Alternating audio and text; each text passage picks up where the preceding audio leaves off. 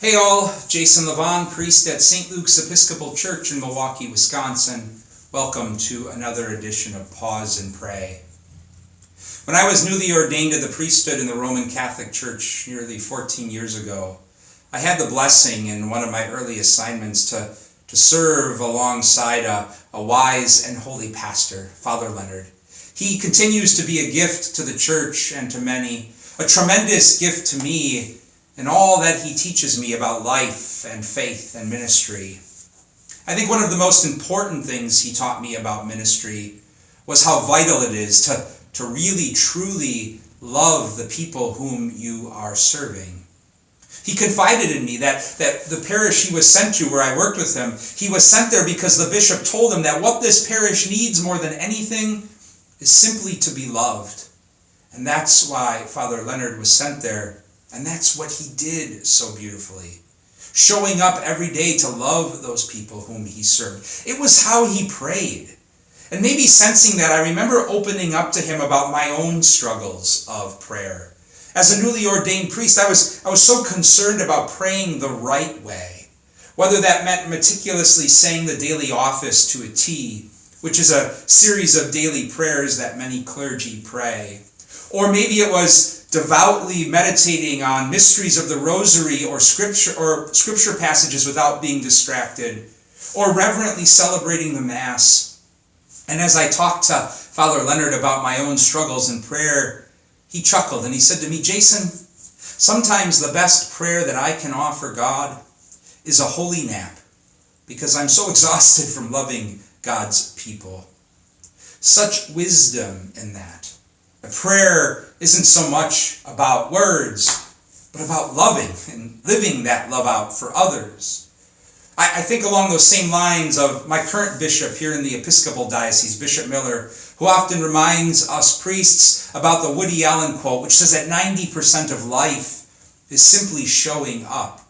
Again, that same wisdom that it's not about the words we say or how perfectly we are priests or pray, but it's about showing up with commitment and fidelity and love and faith each and every day.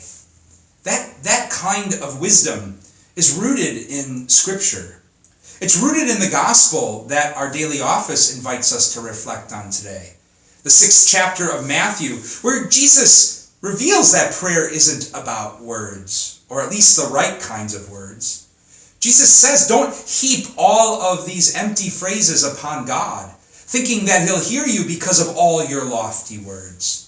And then Jesus goes on to gift us with the Lord's Prayer, which is a bold prayer that has us asking God to forgive us because it presumes we've already shown up to do the work of forgiving others. It presumes we've already shown up to do the work of living out our faith and rebuilding our relationships with one another, with ourselves, and ultimately with our God. The Lord's Prayer isn't numerous in words or even lofty in those words, because Jesus understood that prayer isn't about words, really. It's about showing up again and again with love and mercy and compassion.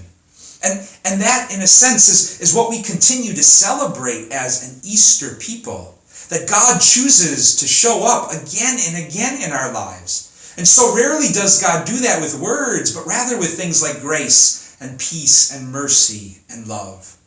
It's in that light that we're all invited to pause and to pray today about how we've come to experience God showing up again and again in our lives. Maybe in the love and support that shows up again and again in others when we're struggling to navigate life. Or maybe it's found in the budding life of spring, which shows up every year at this time. Or maybe it's found in the simple realization that the gift of another day, of another sunrise, showed up for us today. And as we find ourselves becoming more aware of just how present God is to each and every moment of life, we find in that the grace and strength and courage we need to show up to the life and love that longs to show up for us. God's Easter peace and blessings to you all.